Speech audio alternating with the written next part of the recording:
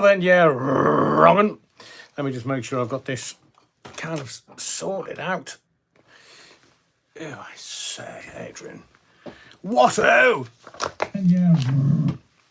Let me just finish. I've literally... Oh, what's that? I've literally just walked through the door. So God knows what this is going to be tonight. Right, let's have a look at that. And we'll do that.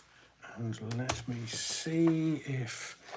right, that is that. Here. Bear with me just a moment, caller.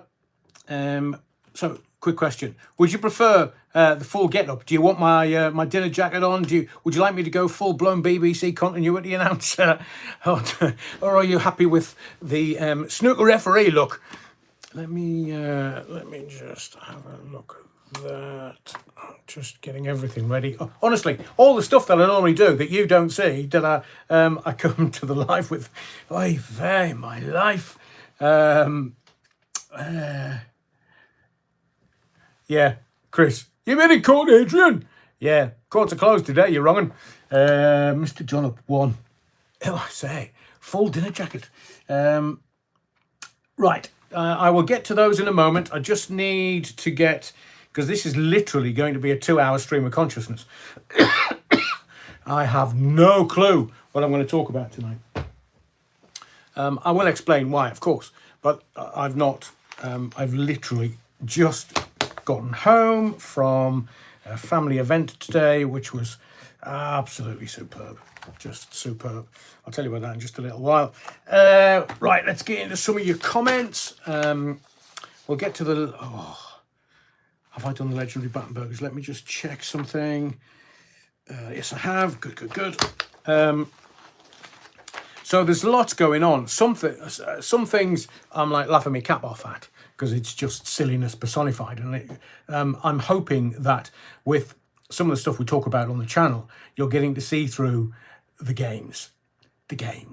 So we'll talk about what got my goat today. You know, I've had a really lovely 4 days. There's been a 60th wedding anniversary, and the family have just created this 4 days of fantasticness. And I don't even know whether that's a word, to be fair, but I will tell you about it because I am who I am. I don't give you any BS. I'm just straight up and down, mate. So I'll tell you about my life as much as I can. Napoleon blown apart. Oh no, I'm not sure if I'll make it for the live today. All the fam are coming over for Easter lunch. Oh, fabulous. Dinner, supper. Yeah, some people call it supper. Supper's when you go out on the lash and you go down to the chip shop. That's a chip, fish, supper to eat on the way home. I prefer dinner, darling, dinner. But Napoleon blown apart, I don't know if I'm going to make it. I know it's going to be as good as always. You're very kind, Napoleon blown apart. Well, you can catch it on catch up. And I've mentioned you first. Oh yes, Napoleon blown apart. I will play catch up, Adrian. Break a leg. Showbiz. Rusty Mouse. Put your bow tie on tonight, Reverend Aid. It's Easter. Thank you very much. I mean, you know, in a year or 2 or 3's time, we'll look back at that and go, did Adrian really wear a dinner jacket and bow tie for live on a Sunday? Oh, I say. Vivian in Dallas is...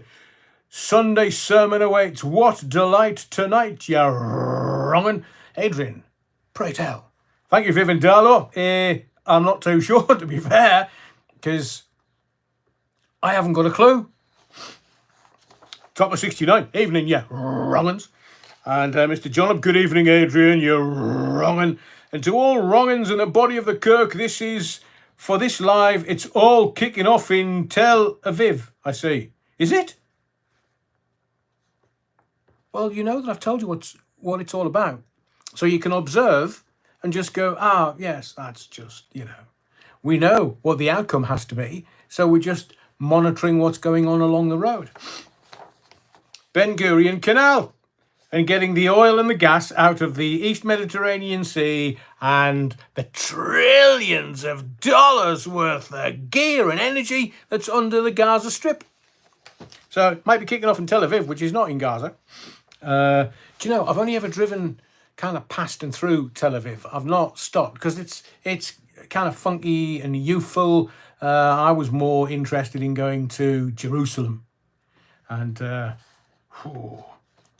Jerusalem's still very powerful. Very, very powerful. And Easter Sunday, walking the very paths that Jesus the Nazarene walked. Now, before you say it's Jesus Christ, Adrian. No. The Christ consciousness is only after resurrection, which is today. But there is if you ever do, if it's kind of on your bucket list and you want to go to Jerusalem, may I tell you this, that there is a nunnery. You know why they call them nuns, don't you? Because they don't get none. Oh, the old jokes are the best ones, Adrian. And under this nunnery is the actual street level that Jesus the Nazarene would have walked when Pontius Pilate said to the Jews, who should I put to death? King of the Jews or the thief? Let the thief go. Because the moneylenders weren't best happy at what the Nazarene was doing, but he was just fulfilling God's wish. Sorry, I'm drinking this as quick as I can to kind of soothe my throat. Tucker 69, evening, you wrong'uns. Mr. John up, good evening, Adrian, you wrong'un, and to all wrong'uns in the body of the kirk. Oh, I've already done that, Mr. John up. Thank you. It's an age thing, senility, I think. Andrew James, oh, I must double A. You do make your fans swoon when you dress up. It's me Bond look, man. It's me James, Jim Bond. Brooke Bond, probably. To rich evening, all you wrong'uns. Happy Cultural Egg Day. Happy eggs and happy bunnies. It's all pagan, I tell you, pagan. To Mr. Janop, sorry, Tel Aviv, Tel Aviv, I meant. Damn spelling corrector. Sean, when's the phone in coming, AA? Oh.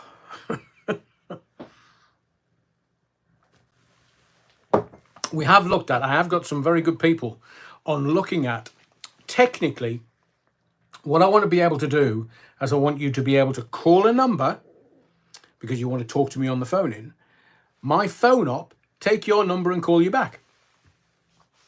And you wouldn't believe how technically difficult that very simple explanation is.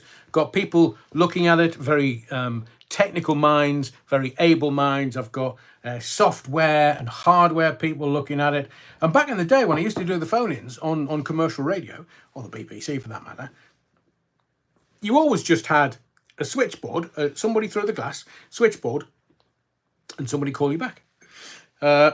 So that is a little more difficult than at first seems. Lynn Turner, evening, Reverend and congregation. Sorry for my late arrival, but it's the changing daylight hours that have thrown me out today. Lynn, I hope you can find a pew in the church, the body of the kirk, but you are most welcome. So, Sean, I hope that's kind of some...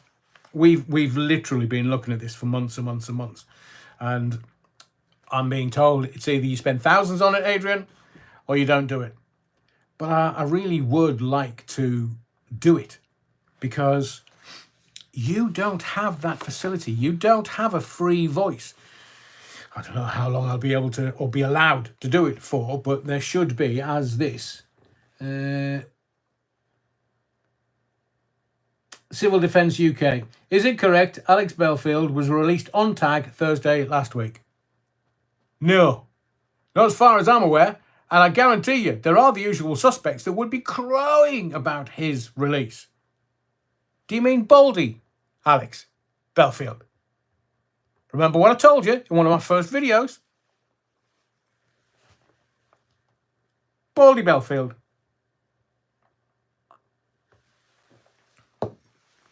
I'm sure it'll grow back. Pubes always do. So I don't know who's promulgating that rumor. I don't know who's doing that, but I'll tell you this: he's not due out for another year. June 2025. They're not going to allow him out on a tag before that, because the courts and the system, and he has to prove to the system that he is not a threat to anyone, online or off, because there will be very stringent parameters that he has to live his life by for another 3 years when he comes out. So all these people are just, Tower Block Tracy says, no, he's still doing bird. Well, doing blokes, not bird. He's in prison. And it's interesting that I don't know why people are blinded by BS. Because the judge says 5.5 years. You know, because I've told you, that he can't travel to certain countries because he's been given a tariff of longer than 5 years. He was given 5.5. Judge knew what he was doing. Can't ever go to America. Again, he's been given over 5 years. Now, he can try and get a sort of pass from the Americans, but the Americans will look at it and go, well, the rules are you've been given a sentence of longer than 5 years, and the rules are you can't travel to the United States of America. It's that simple. And people start these rumors. Oh, he's coming out. Oh, he's coming out. No, he damn well isn't. He's stuck for at least another year. We're only in April, so he's going to do another 14 months bird, because he's still got to come out on license. Now, whether they tag him or not, different matter.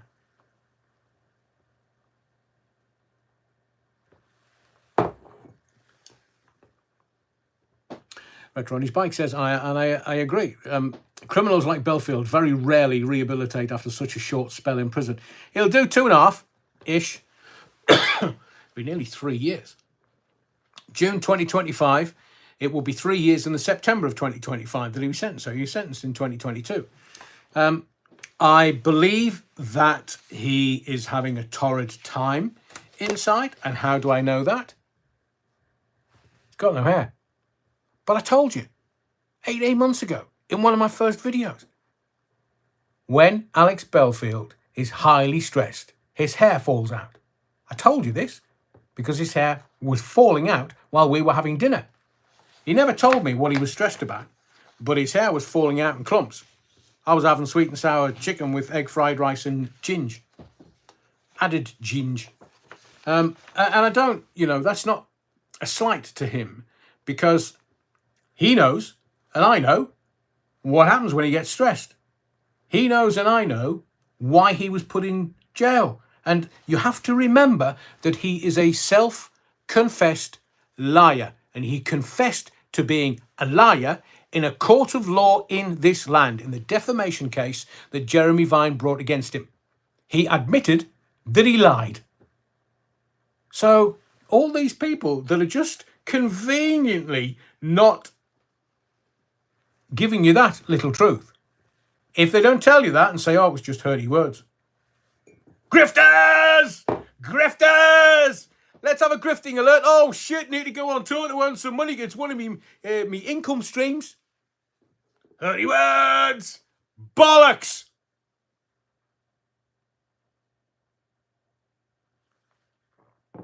Grifting because they need to go from stage to earn a few bob. Now, I'll tell you, I predict this. I'm not psychic. I keep telling you. If I was, I'd be winning the lottery every weekend. But I guarantee you, when he comes out of jail, because I've sat in a court of law in Nottingham, where his brief said to the beak, Mr. Bellfield's going to struggle. He won't be able to earn money when he comes out of jail. That's why they're asking not to pay much money. And he kind of got away with that one. But not quite. He still had some limitations placed against him. Oh, sorry. Amalia Grazi. What is a grifter? It's somebody that uses any means to make money. Tells lies. Thieves. Grifting. Or Kate Garraway. Oh, we'll talk about Kate Griftaway. Honestly, some of these, the people that are grifting actually lose their mind. because they can make a lot of money, as did Alex Bellfield, as did Kate Griftaway. The normal people, you and I, the man and woman on the street, we literally couldn't be asked to grift. It's too much hard work, man. I'd rather be poor and happy than grifting. So we are going to talk about that, but let me get back to Bellfield. So I've told you that his hair falls out when he gets stressed. And when I was in court, his barrister said to the court in Nottingham, when he was dealing with somebody else asking for limitations to be placed on him, and they said, Mr. Bellfield doesn't really have any way of earning money when he comes out of jail. Oh no, he's got hundreds of thousands in the bank, mate. So is that life-changing amounts? A little bit. But by the time he comes out of jail, he's going to be in his mid-40s. Is he going to be able to earn? Well, no. He can go and work for Timpson's or stack shelves at Tesco's. But is he going to go from stage? This is what I will predict. Initially, there'll be all those people that want to go and see him. So he'll start to make some money. But it's not enough. And then the people will realise, he's not the man I thought he was. So they'll start voting with their feet. Doesn't matter how many times, I've come out of prison, it was hurty words. Well, let me tell you something. He can't talk about it. He can't talk about it in any way, shape or form. He can't, because there are certain restrictions that come with his release. There are certain restrictions that come with what he got sent down for. He's still got a lot of hard work to do. Doesn't matter how long he's in prison for, a lot of hard work to do. And if he doesn't do it, can't go to the States, can't go to Vegas and do what he used to do. And I know what he used to do.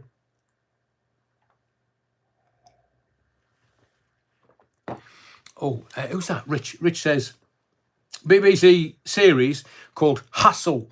Very good about a team of grifters. Yeah, I know. They'll do anything for money. Well, I have integrity. There's some things I won't. I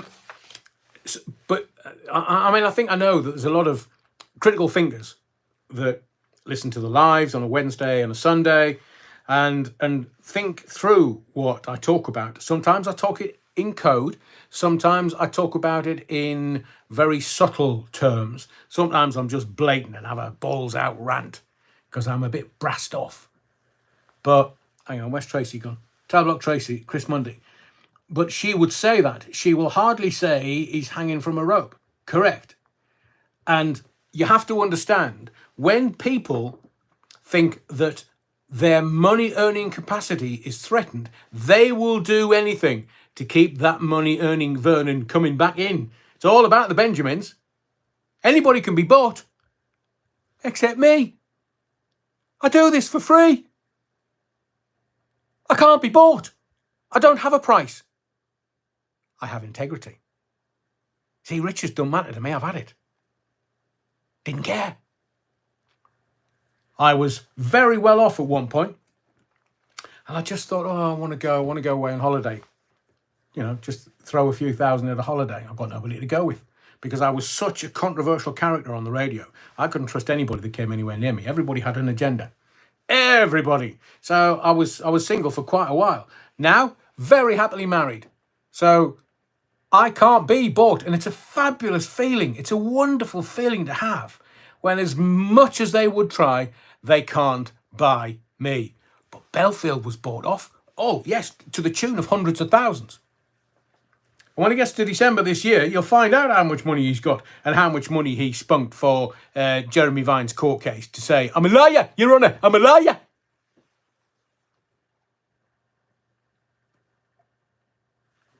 And I'll also tell you, he will be very nervy around people going, right, let's have you back in court. If he defames anyone and that person takes them to court, I will guarantee you his derriere will be going 50p, sixpence, 50p, sixpence. Mind you, might be 7-inch single, 12-inch single. And, do you know, I have compassion for most people. And I have empathy. Because if you've put yourself in that position, in a silly position where it's going to affect your life, that's what you've done. So Bellfield didn't go to jail because somebody woke up one morning and went, all right, you're off to jail. Bellfield found him in court, being judged by a jury of his peers and found guilty because he put himself there. Not because somebody decided that they didn't like the colour of his hair. He put himself there.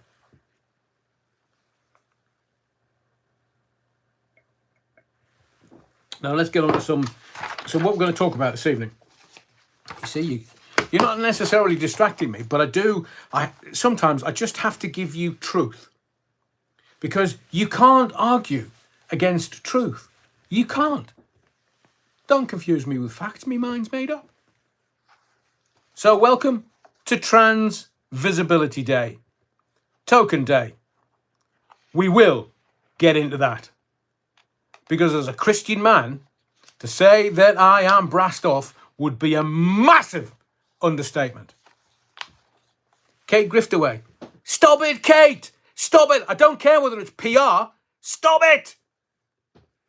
Tories. Oh, it's a nut-kicking exercise and they've got none left. We'll get into that. Yeah, Gestures Day. Who said that? Who's that? Pop-eyed Wazza. Oh, I haven't seen you for a while, Pop-eyed Wazza. Who did I want to say hello to that I hadn't seen for ages? Because I love the fact that, you know, you can come to this live or any live, or you can watch it on catch-up. I love all that. But there's been some old names come back into the fold this evening, which I absolutely love. Thank you. Who was it? Come on, Adrian. Who was it? Honestly, I don't want... Louise Hampson. Evening all. Evening, Louise. Neptune Gamer, good to see you. Fabric. Waterley Biss, putting it on Big Phase tonight, about 10 on the radio. KO stoppage incoming. Hang on, what the... Stuart, I agree, Adrian. Kate should take some time away from the public eye and just go heal and grieve. There you go. Great minds think alike. Where's Retro gone? No, it was somebody that I haven't seen for ages, and it looks like I'm very quickly not going. Oh, it's too many. No. Oh, darn it. Oi there, Retro. Do you know, there's... I'm not going to find it. Do you know, if I wasn't doing live and trying to find something, I would find it within a millisecond. But because I'm trying to do 5 things at once, and I'm a man, I don't multitask. Well, I do. I can do it with both hands. No, hang on. Ambidextrous. And it was Pop-eyed Wazza. Good to see you in the body of the Kirk again. And Sarah Ann, thank you for being there as always. And oh, darn it, I can't bloody find it. We're going to talk about fake or real. We're going to talk about AI and fake or real. And we're going to talk about P-Diddy. Stands for pervert, Diddy. So let's talk about which pop star passed on an STI to another very famous comedian, because they were being passed around like a plaything at Diddy's parties. Let's talk about Justin Bieber going to P. Diddy's parties. And let's talk about Usher, who was managed by P. Diddy. Let's talk about the movies that P. Diddy has in his possession and what's going to happen. So what do you think is going to happen? Tell me. In the the Jacobite's in the house. Welcome, Jacobite. Good to see you there again. And, you know, I am going to kick myself because I was really happy when I saw this name. They were a regular at the beginning of the channel, and obviously we haven't talked about Bellfield for quite a long time, and they were a real Bellfield powerhouse knowledge. and they just appeared for the live tonight. It's wonderful, wonderful. Anyway, we're also going to talk about, I told you 2023 about Black Swan event coming. Just before, as I was driving back from the 60th wedding anniversary celebration weekend, and because this is YouTube, I'm not going to bring any names as such. Who's that? Oh, that's why I'm not getting it, because it's not at the bottom yet. Keep your comments coming. I've got to get into this because we've got a lot of ground to cover tonight. A load of ground. So, what do you mean who P-Diddy is? Sean Combs. That's not one of those things that you brush through your hair. Sean Combs. He was... Do you know, I've been playing hip-hop on the radio since 1984, and I'm struggling to remember names. I think it's because it's been a long day. There's been a little alcohol involved, just the odd snifter. There's nothing worse than a shirt sitting wrong under a waistcoat with a bow tie. That's much smarter. I'm sure it was Sky Phoenix who said...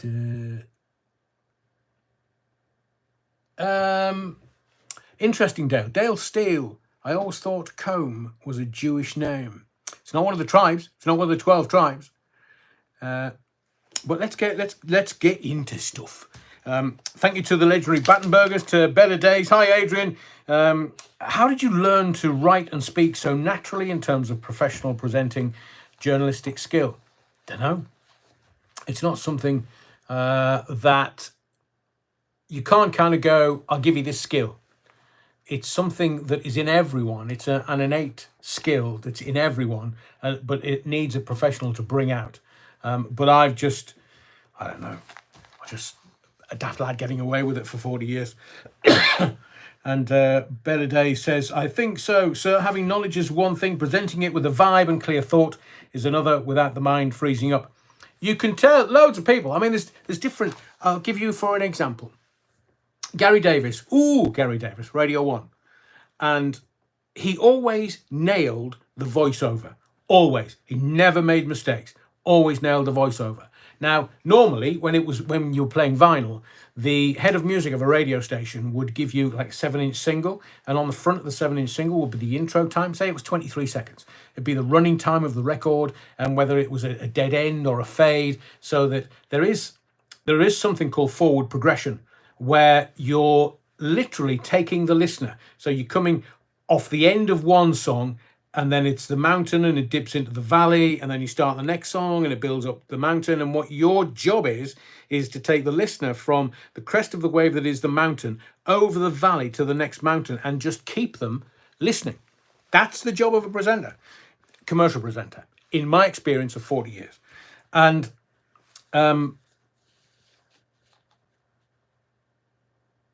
do you know, I think this is really funny. They said, I think so, sir. Having knowledge is one thing. Presenting with a vibe and clear thought is another thing, without the mind freezing up. My mind's just frozen. I can't, honestly, this is too funny. But forward progression, that is what you do for forward progression. You kind of take the crest of the wave and you take the listener with you for as long as possible. The job of the presenter is to keep the listener listening for as long as possible. It's a very simple job, no matter what. So maybe you're listening to smooth because of the chilled music, but the job of the presenter that you're listening to at any point in the day is to keep you listening as long as possible, because they then sell that audience to commercial enterprises, commercial advertisers. And very few people actually have that skill. Some people who haven't really got a great voice, who are talking on the radio, don't have the skill. I've said to you before, when I'm listening to the radio, it's like a busman's holiday. If I hear someone that hasn't got the skill, I can't listen. It offends my hearing. It offends my sensibilities. It offends my skill, my talent, my everything. So off we go. And if you listen to some of the speech practitioners currently, there are some great practitioners. Loads of them with LBC. Some of them are just, they're like children. They're just learning they're getting there, but they're not quite getting there. They don't. What the listener wants to have happen in music is just hear great songs. So whatever the demographic is for that radio station, maybe they fall into it, maybe they don't. I've been having multiple conversations about Ed Sheeran and the Swifties and Taylor Swift. The girls love Swiftie, but Ed Sheeran, Pound Shop Bob Dylan. I mean, I feel awful saying this, but I look at the music firmament, and these two artists, Ed Sheeran, Taylor Swift, they are getting it all. They're getting all the money. Well, you've got Beyonce doing a country album. Oh, she's going to earn 30 million. That'll be the record company then. The record companies are very clever. They make a shed load of money. I think they're all buying all the Colombian. What was that TV series that Mick Jagger produced about the record industry and some of the stories within that? You look at it and you think, whoa, blimey, that's got to be fiction. No. So I haven't worked out, as I said at the beginning, I haven't worked out what will be my waves, taking you from one subject to another to keep you watching as long as possible. And even, you know, if you watch kind of half of it and then catch up over the next couple of days before Wednesday, I don't mind, because we're probably going to do 2 hours tonight of absolutely nothingness. Nothing. But I want to talk about this. This is the Labour Party Twitter feed, X feed. Token Day, Gesture Day. Now, we have, how very dare they turn around and go, here's a gesture egg or a gesture chocolate or a gesture something. It's bad enough America turning around and go, holidays are coming, holidays are coming. It's not holidays. Could be Hanukkah. But it's Christmas, you tarts. Easter Sunday. Easter. I mean, I shouldn't be swearing on God's day. He rose up again. Just like my sex life.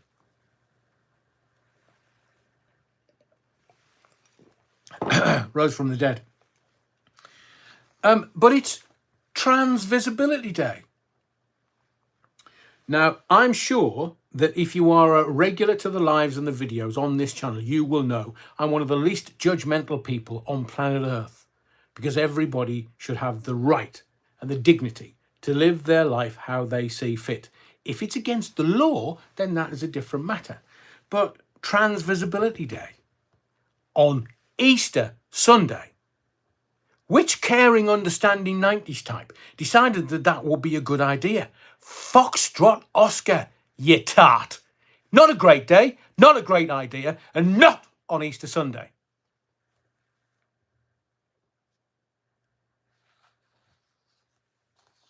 I keep saying to you, I can't give you all your answers. You have to come by those with bits of the jigsaw that I will help you build yourself. What's the Maimonides saying?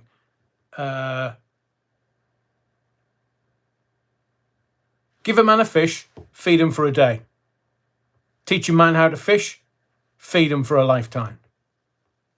So what I'm hoping to give to you every time I open my gob on one of these is give you the ability to see through the press and the propaganda peddlers and the BS that they give you on a daily basis. They make you fearful. No, Oscar, Goff!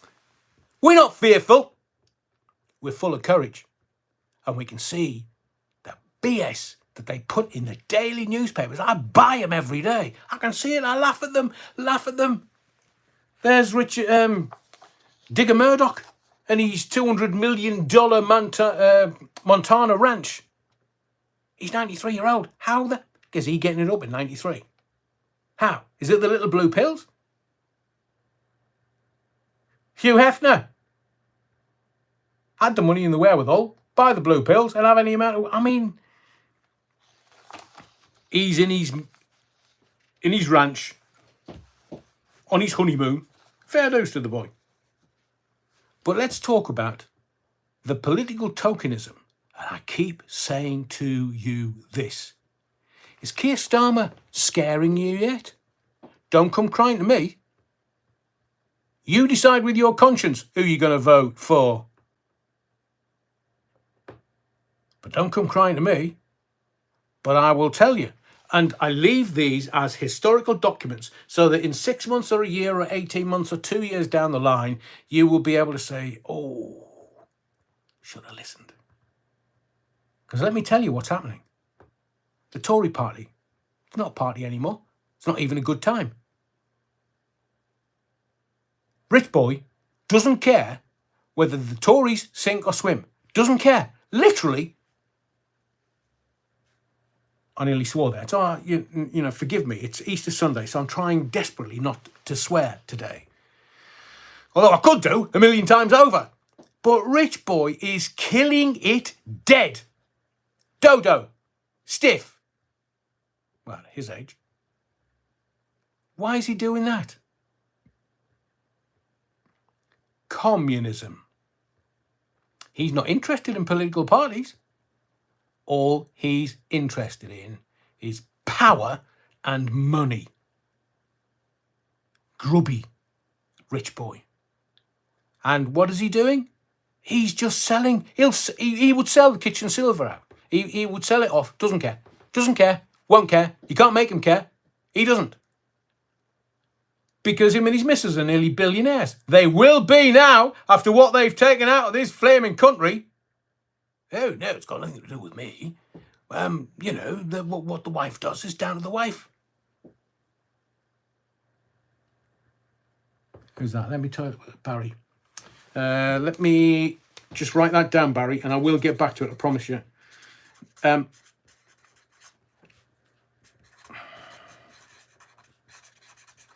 will mention Steve Allen, Barry, because Steve is one of my favourite people and one of my favourite broadcasters, and obviously I worked with him at LBC. I want you to understand something. The people that are on the telly all the time that might just happen to be politicians, do not trust them under any circumstances. Any. Not one. Zip, zilch, nix, nada, none. Why would you trust a bloody politician? Just answer me that. Put it in the comments. Why would you trust a politician? Because Rich Boy has shafted the perverts. And they couldn't see it coming. So they reckon there's been some new poll by some new poll company who said, the Conservative Party might only get less than 100 seats. They're looking at a Labour majority of 250, 260, 270, 290 seats in Parliament. Do you know what that means? I'll explain it to you, just in case you're hard of thinking. Cheers, Scotty. So when you give a political party that much power, they are going to abuse it. Abuse it. Power corrupts. Absolute power corrupts absolutely. And how are they going to do that? Keir Starmer, is he scaring you yet? What's he going to do? This country is going to turn into a communist state. Oh, you don't believe me? That's fine. Your choice. Give it 2 years. Give it 2 years. So they have the general election 8 months after. They've got a 200-seat majority. They will railroad anything they want through Parliament, and you won't have a say. Now, do you want an example? Here we go. Australia. What's Australia done? The Australian Labour Party have railroaded through the House, or their political house, with 48 amendments. They are going to have digital ID. And the Australians don't have a choice. Oh, and you don't think that's going to happen here? Labour Party in Australia, Labour Party in the United Kingdom, they've got a majority that is unassailable and they can do whatever they want because the absolute power will corrupt absolutely. It's coming in 2027. So why the bloody hell would you vote for any political party. They don't exist anymore. It's the globalist agenda, which many people will say without the understanding that they should be not only telling you what's going on, but give you things that you can take and use and inform and get yourself understanding. Not an education. Education doesn't matter. That's just propaganda stuff that they pipe into the kids in school. Oh, yes, I've been to school. Foxtrot Oscar. So have I. It's called life. I don't have to read bloody books. I don't have to have some tart at the front of the class going, oh, Adrian, pay attention. Foxtrot Oscar. I'm off to see life, because life's going to give me a better education than I might have to do going to university. You. There was like one of my teachers. She was such a slut. There was one of my teachers. She, to be fair, she was a bit of a looker, but she was banging left, right and centre. I mean, she was banging like a barn door in a storm. So one day, she comes into my class, and I was morally indignant. She came into my class and had one of those big collars on, you know, that covers up your neck. She had one of those on. And she had love bites, hickeys, if you wish, all the way round her neck. And I was sitting there looking out the window. And she chose the wrong fight. She said to me, Alan, what you looking at? Why don't you pay attention? I said, because the next time you want your boyfriend to have something to eat, take him to the fucking chip shop. Wasn't my best move. Sorry, I swore. I said to you I wasn't going to swear. I apologise. But that's what I said to her. She was like, get down to the headmaster's room. I'm like, oh, yeah, fuck you. So I went down to the headmaster's room. And he said, Alan, what you doing down here? I said, oh, Miss Noon's kicked off. He said, what do you mean she's kicked off? I said, well, she's come in with all these love bites around her neck. And she's had a go at me. She's the dirty slut that's coming into school teaching kids with love bites around her neck. Here, mate, I don't need an education here. I'll get it myself when I leave school. Oh, Adrian, and why don't you go and play cello at in the musical practice rooms? I said, well, I'm never going back into her class. Dirty tart. Never did. I mean, the school was in a bit of a bind because the deputy head who wanted to give me the cane, and then when I told him that, I mean, you know, I was forever on report. I was forever getting the cane, but I was doing it with integrity. And it's a bit like politics when you just know. Starmer has one job. Same as Tony Blair and Peter Mandelson. Notice how when you get Starmer, you get Blair. When you get Starmer, you get Peter Mandelson. Why would these people be hanging around like a bad smell trying to get back into influence and power? Because they're evil. So, me teacher at school, slut. Political parties, roughly about the same. They're all wandering around with love bites on their neck, but they haven't got them covered up properly. So Keir Starmer, he only has one job. And it is to bring in digital ID. That's what Blair's hanging around for. He's doing somebody else's bidding. Oh, I wonder who that would be. The Chinese Communist Party. The Chinese Communist Party, the rich boy was like, no. You're not going to look after our digital ID. You're not. The Tories, no. You're not getting that. You're not getting the contract. That's because Infosys want it. What do you mean, who's Infosys? It's Rich Boy's wife's father's company, of which Rich Boy's missus has shares that makes them, Rich Boy and his missus, nearly billionaires. How many government contracts have they been given since Rich Boy became Prime Minister? Ask yourself that question. In fact, we'll ask the government. Let's all laugh at the Tory party. Au revoir. Bye. You're done. You're not coming back. You're done. Because the Chinese don't want you in power anymore. And the royal family, they went to Hitler. Hitler. Fascist. Went to Hitler. Mate, can you do something about those pesky communists? Oh, why would I want to do that? Well, we're the royal family. You know, we're asking nicely. But do us a favour, get rid of the communists because they might get rid of the royals. And you can't see this coming. That's why when I read these polls in the newspapers. And the polls are going, oh, it's going to be like this and it's going to be like that. These people couldn't wipe their own arse. Pollsters, my hairy backside. I apologise for swearing again. It just whines. Honestly, maybe I should just... I've run out of hibiscus. So,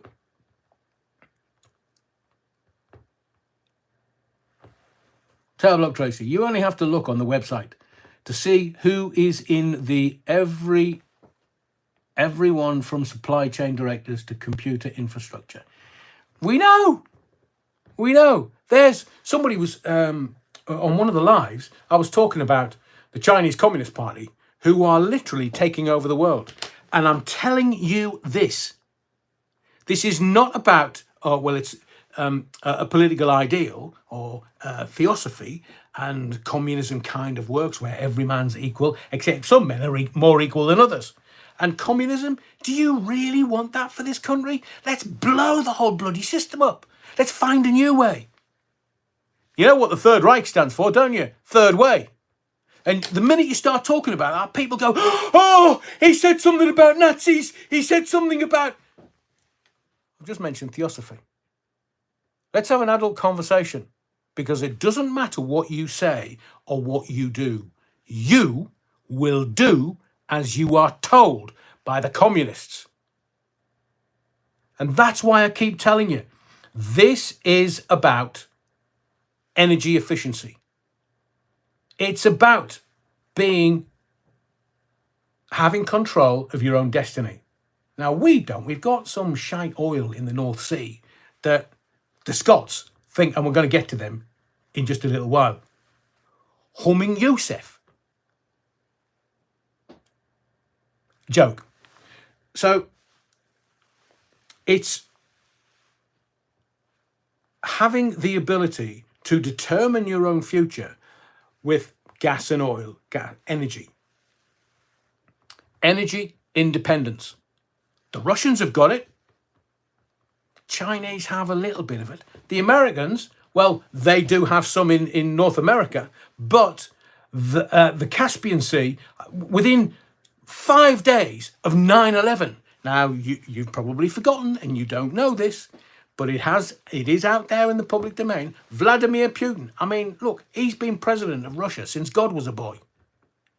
In America, they only get 8 years. They only get 2 terms. In Russia, Vladimir Putin, he knows how to play the game. This boy isn't a stupid boy. This boy knows.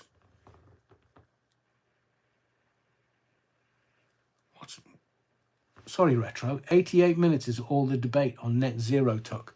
It's a scam. It's a sham. It's anything else beginning with S. Shite. So, they're not going to debate net zero. So all this money that they are going to pump into net zero and tell you that you're going to have this meter and that meter, and you can't have water independence, you can't have energy independence, you've got to get rid of your boilers because you've got to have this, that, and the other. Why? Oh, climate. Now, to give you a little aside before we get back to the Labour Party, because this is important. This is so important. I want you to re-watch this later and digest it so that you have understanding what is going on. Because this is true anarchy. I don't want anybody controlling you.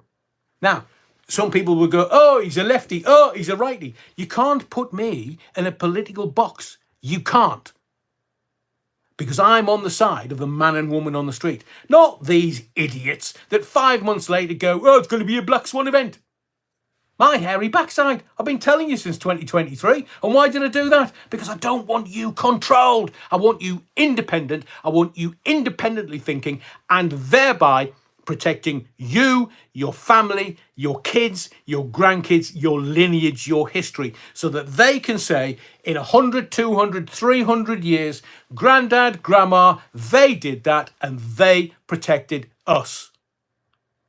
Because if you look back, 3 or 4 generations, They were still scratching their asses and still didn't have enough food to go round. They didn't have 9 to 5, Monday to Friday. That was only brought in by the man. So, Labour Party, I want you to know this, that they are going to try and control you. They are going to try and own you. They are going to try and dictate to you what you can and can't do. Oh, you're going to start thinking? I mean, I was at the family do today, and I was doing, there's a little 2.5 minute video. I was just kind of saying, hello, there's going to be a live tonight. But I was laughing because the police were going backwards and forwards. I was going to say, with their blues and twos on, I was going to say in that little video, oh, Jesus, thought police. Because that's where it's going. But I am going to tell you, that's where it's going in less than 24 hours. Stay with me, because you're going to benefit from this. You'll benefit from understanding and seeing through these evil, pernicious, bullshitting idiots that perpetrate as politicians. Angela Rayner. Whoa! Evening, Angela. Cough the money.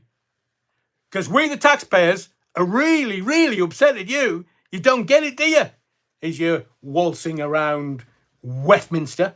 So, the Labour Party, they are just going to do the left's bidding, the Chinese Communist Party and the World Economic Forum. It's all, they go, ooh, we're all lefties. We're all cuddly lefties. We're all red. No, it's not about politics. There's no such thing anymore. There's a thing as no choice. You don't have a choice. So, you think that by voting for politicians, you're going to be able to protect yourself? Really? Are you that naive? Now, I know some people will go, well, give us the answer, Adrian. I'm actually giving you the answer.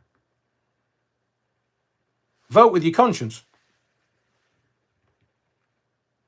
Because if you think the two main political parties, or the 3 or the 4 or the 5 political parties in this country, they're all the establishment, man. Reform. You want to vote for them because, well, it's an alternative. The man behind Reform's got 94 million quid in the bank. You think he's not part of the establishment? You think multi-millionaire Keir Starmer is not part of the establishment? Do you think Rich Boy Sunk isn't part of the establishment? The establishment don't want you thinking. They don't want you acting. They want you to do as you are told when you are told it. Do you get that? Do you understand that? So the Labour Party, tokenism. So they want a diversion. How can we brass everyone off on an Easter Sunday? Oh, just tell them it's Trans Visibility Day. On one of the most holy days of the year, whether you believe in the good book or not, whether you believe in Christianity or not, whether you have a faith or not, what the Labour Party have done and the trans community done is unacceptable. Unacceptable. 365 days of the year. There's 364 of them that you could have chosen.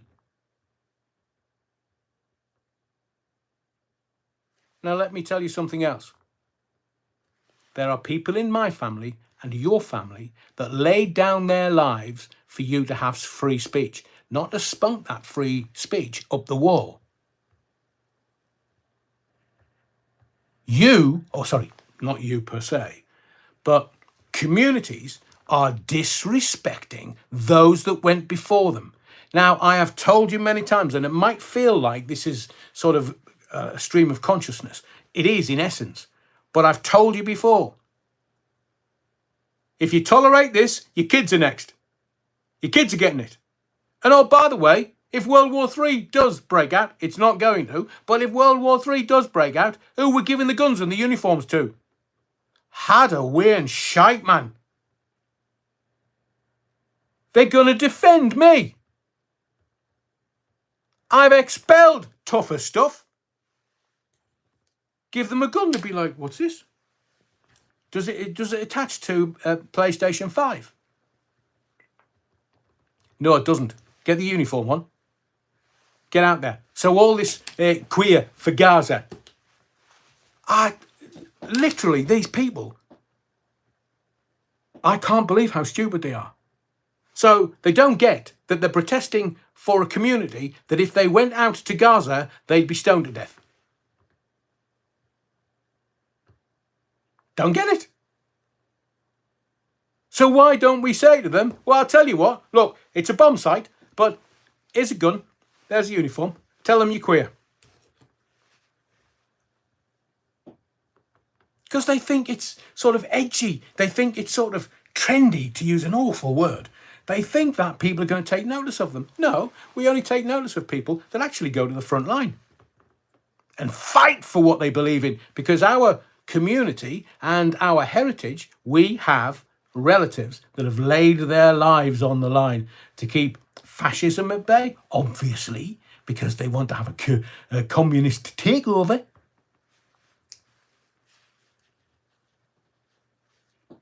So to the trans community, I'm not doing you down, just this is not very bright. The optics of it all. And like Just Stop Oil being funded by caring, understanding 90s type who just have an agenda. And we shouldn't get angry at this agenda because we should see it coming, if you pardon the pun.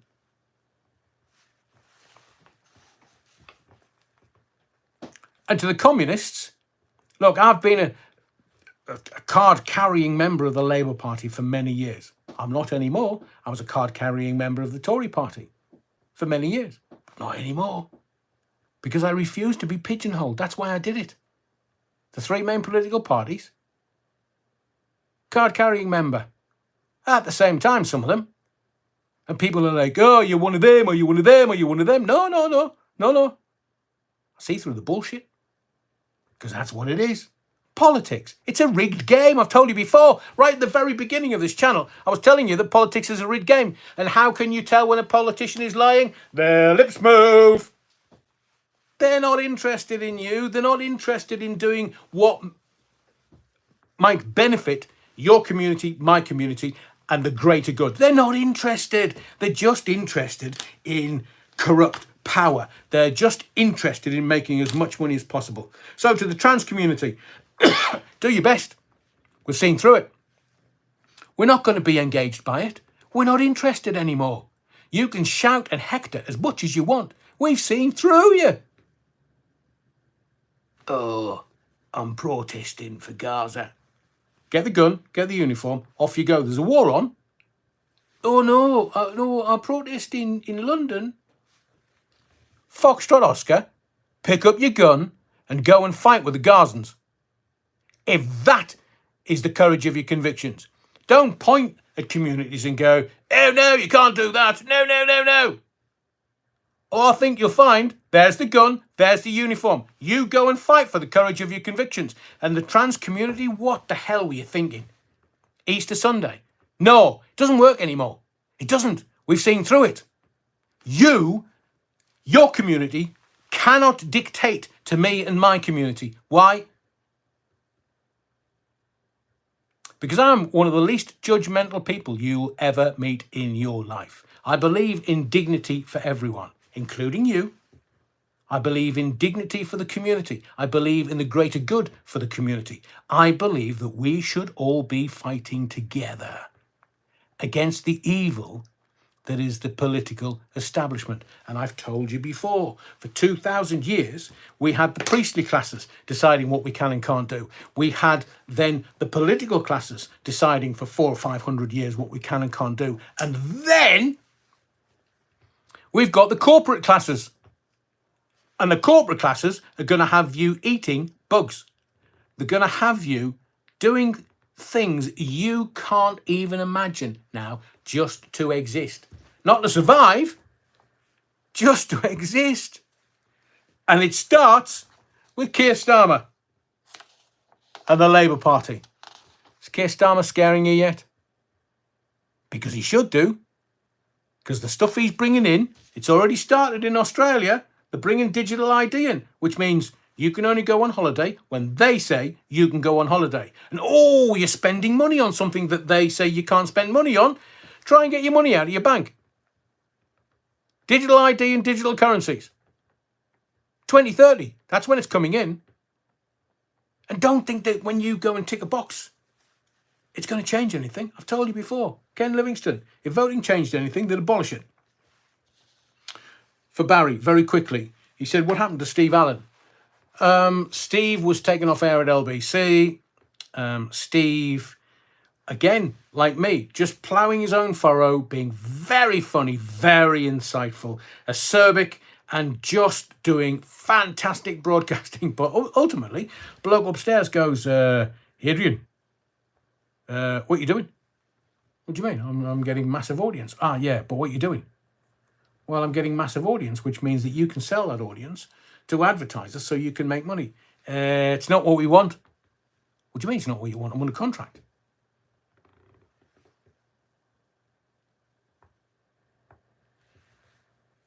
Sorry, I've just seen a headline about the Montecito morons, how their attacks have brought King Charles, 5 fingers, Camilla, William, and Catherine, Princess of Wales, closer together.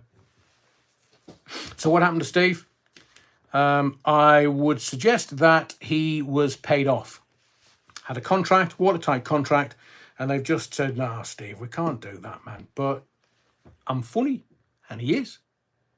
Uproariously funny.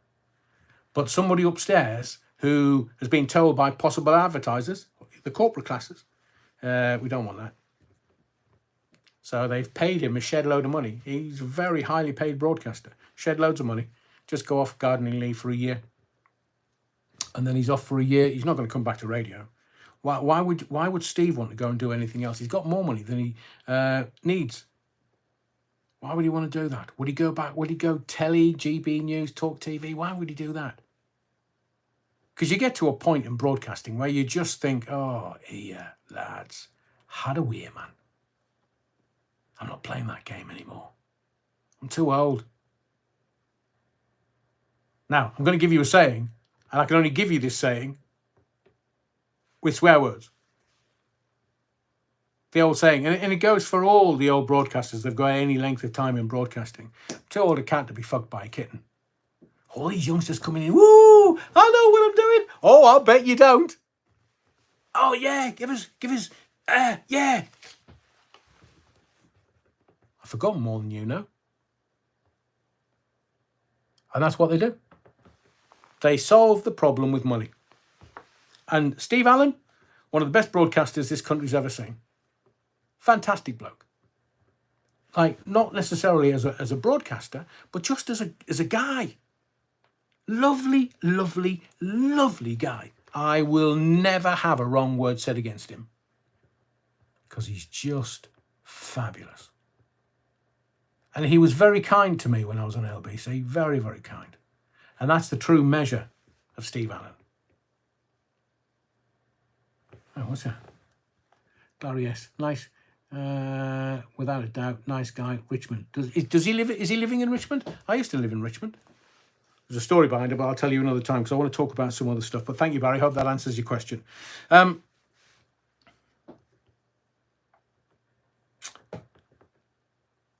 Scotland. I said I was going to mention it a little earlier.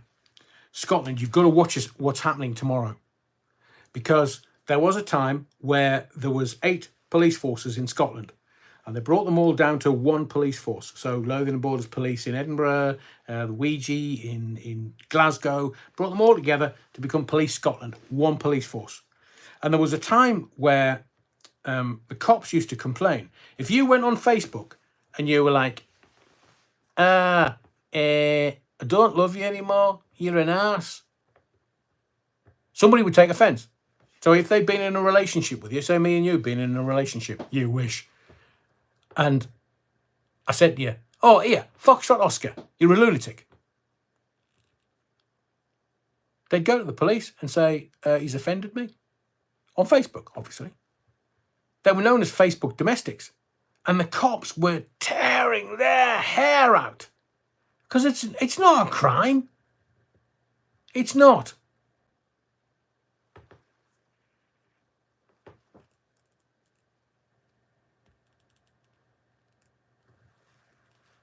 So what's going to start tomorrow? So Police Scotland, good luck with humming Yousef's political shenanigans. Because there's new hate laws that have been passed through Parliament. That's a Scottish Parliament, not a proper Parliament, just a little Mickey Mouse Parliament in Edinburgh. And because we have the mother of all parliaments in London. Just have a nice house in Holyrood. So hate crimes, I'll tell you, work two ways. Police Scotland are not going to be able to gather enough evidence for important crimes. So your rapes, and somebody breaks into your house and thieves stuff, or important crimes that society should be dealing with. No, you're not going to get a cop. If somebody breaks into your house, you will wait months for them to come round because they're dealing with all these hate crimes. And in Scotland, they don't even have to arrest you and charge you. All they have to do is just put it on your record. PNC, Police National Computer. So if you say anything out of turn in Scotland, it's going on your record. Now, with that in mind, and it starts tomorrow, midnight tonight, starts tomorrow, with that in mind, the Scottish Nationalist Party have plunged 20 points in the poll. Humming Yousef branded a total disaster. Now, go woke, go broke also applies to politicians and political parties. Oh, we'll get freedom, cry freedom. No, humming, mate, you won't. Because the people have seen through you. The cops won't be able to deal with the amount of hate crimes because they're not being told by the man and woman on the street about a hate crime. They're being told by the politicians, here, investigate that. But my workload, I've got... No, we're telling you, it's a hate crime, investigate it. And the police are only the evidence gatherers. They're not judge and jury, they're just evidence gatherers. And I'll tell you what will happen. A load of the cops will just go, oh, here, stuff this for a lark.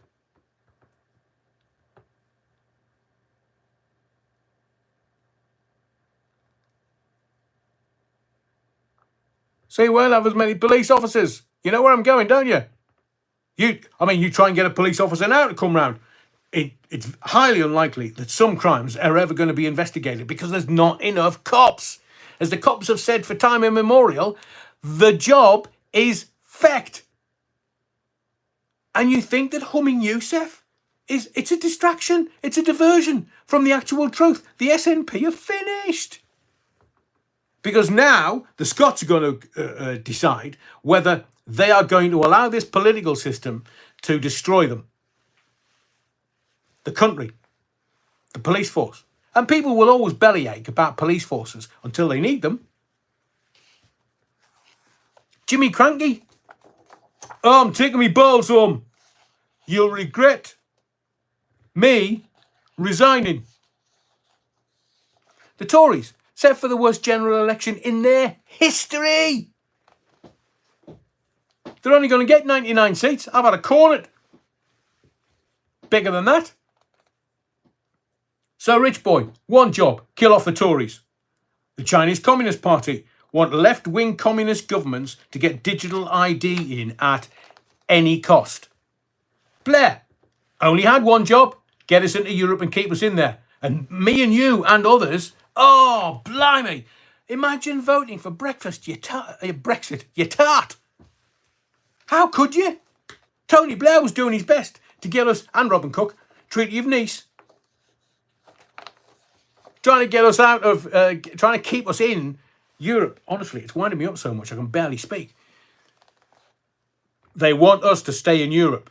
And we didn't. We voted against it. So you know what's coming, don't you? We'll have another vote. Yeah, we'll have another vote. And you can't vote to stay out of Europe. You do understand that, don't you? No, what makes you say that? Well, we're telling you. We're telling you which way to vote. They did it with the Irish. The Irish went, nah, stuff you. We're leaving Europe. And then Europe went, oh, tiger economy. Well, we'll kill that. And then things started to fall about the Irish ears. And then Europe went, so are you going to vote again? And the Irish went, no. Well, you are, because we're telling you you're going to vote. And we're going to tell you which way you're going to vote. So you can't vote to leave, because that's not an option on the table. You can vote to rejoin Europe.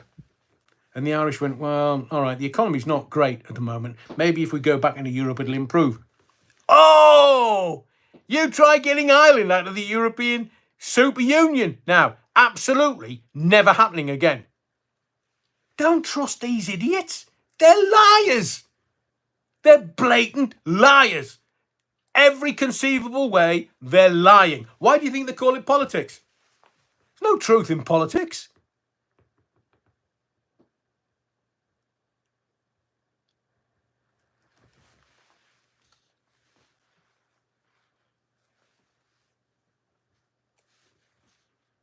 Just going to pass you this as a little aside. You know the Baltimore ship that crashed into the bridge and the bridge collapsed? They're now saying up to 2 minutes of the date is missing. Now, what do you think that is? No, it's not that. Who's going to be hit with the insurance claim? Who is going to sit there and go from the insurance company, what happened? And, no, you can't have any money. And there's millions upon millions involved. I mean, the bridge will be replaced by federal government. But somebody somewhere. So I was working for a radio station doing a late night phone in one night back in the 80s. And I said something. Mr. Smut on the radio, I think I was called in the Sun. But they couldn't find the tapes. But somebody had taken a cassette of that and sent it down to London to all the dailies because they wanted my show. And they thought that by passing on the recording of Mr. Smut on the radio, basically I talked to a lady of the night. And what I couldn't defend, seemingly, was me saying, so, hang on, how much did you charge? She was like, 50 quid for full and 25 quid for oral. And I was like, really? Really? So, trick was Punda. I said, what's the most perverted trick you've ever had to turn? Her language, not mine. And literally it melted the phone lines. And I was sacked for that. So I wasn't sacked necessarily for what I said. I was sacked because cassettes made their way to the daily newspapers in London. They didn't get my show because they weren't good enough. They were shite. Giving it to somebody else. As Alan said, the ship owners should pay. It was their stupid ship. They crashed it before. Well, which insurance company is going to pay up? Because if there's any way that an insurance company doesn't have to pay, they'll find it.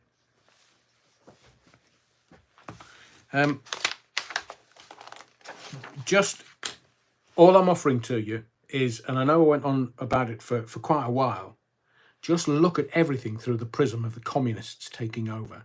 The communists have already got digital IDs in China. They've got an ability to stop you from doing anything that you want to do when you want to do it. You're not allowed. Chinese are not. Remember, you'll own nothing, but be happy. It's communism. Don't vote for, we'll vote for the far right then. That's not going to change anything. Get rid of the system. It's the system that's keeping you entrapped. Let's talk about fat lass Lizzo. Oh, Adrian, you can't say that. That's being fattest. No, I think you'll find you're the fattest. Fat lass Lizzo. She's type 2 diabetes, if she's not already type 2 diabetic, waiting to happen. But now she's quitting. Oh, I'm quitting. I'm taking my microphone and I'm going home. Stuff you. She's quitting because of being labelled a bully. Interesting. If the cap fits, Lizzo. Step up and clear your name. Why would you kind of just spit your dummy and walk off? You've been labelled a bully by backing dancers. And it's a shame, really, because I do think she's talented. Do like some of her songs. But you can't abuse your backing dancers. You can't. Leaders eat last. Can't abuse your staff. Princess Catherine told that to Meghan, seemingly, from what I've read. So, let's talk about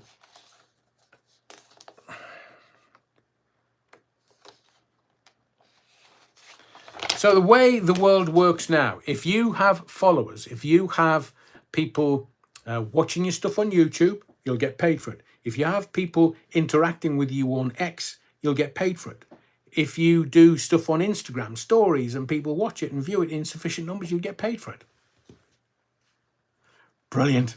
Alan says, I thought you said Battenberg dancers. Well, if the cap fits. Katie Price. I can't work out what her shtick is.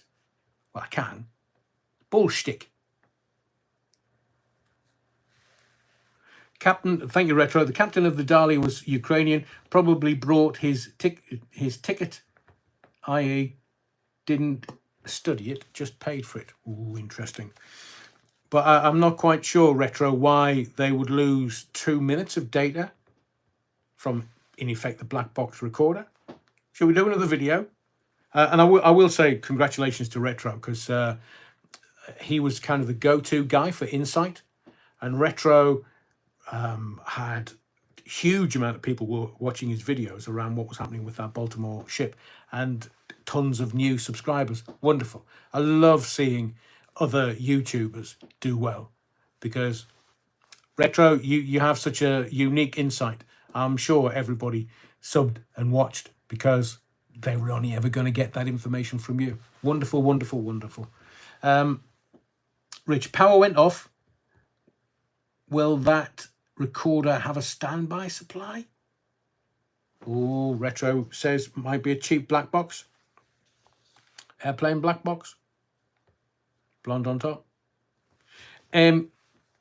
So Katie Price, or Jordan as I used to know her, why can't these people just leave us alone? Because it's how they make money. She's bankrupt, seemingly, or going bankrupt. She's being stopped from driving her car again. And I read the dailies every day. And the reason I do that is trying to extrapolate some information to bring you so that you get more understanding of what's going on. And I will say I'm traumatized by her egocentric sociopathy. She believes everybody wants to know. No, Katie, I've seen the video. No skill, mate. She blames everything that's happening to her on her ex-boyfriends. Well, you would. Narcissists do. And then she talks about the Gareth Gates story. Again, I'm not even going to repeat it here. Well, it's just grubby. Grubby. We've heard the story before. Katie, you've got nothing new to say. Just leave us alone. Take your toys. Go home to your mucky mansion and either sell it, get out, or move. We're not interested in you anymore. We might have been 20 years ago, certainly when the lad mags were around. But now, no, man, no. Just look after your kids and make sure they're not traumatized by what you're doing. Now, Kate Griftaway, I read in one of the papers, it might have been, I don't think it was the Mail, I think it was the Current Bun, said, you should lay off Kate Garraway. All the trolls, lay off. I'm not a fucking troll. And no, I'm not going to leave off. Because there are certain communities and parts of this separate isle that are just brassed off with her. Completely. We've had enough. What is it? Oh, it's my first Sunday without Derek. Oh, sorry, it's my first Monday without Derek. Kate, please. Heal. Grieve first. However long that takes. Grieve. And then heal. And when that happens, come back.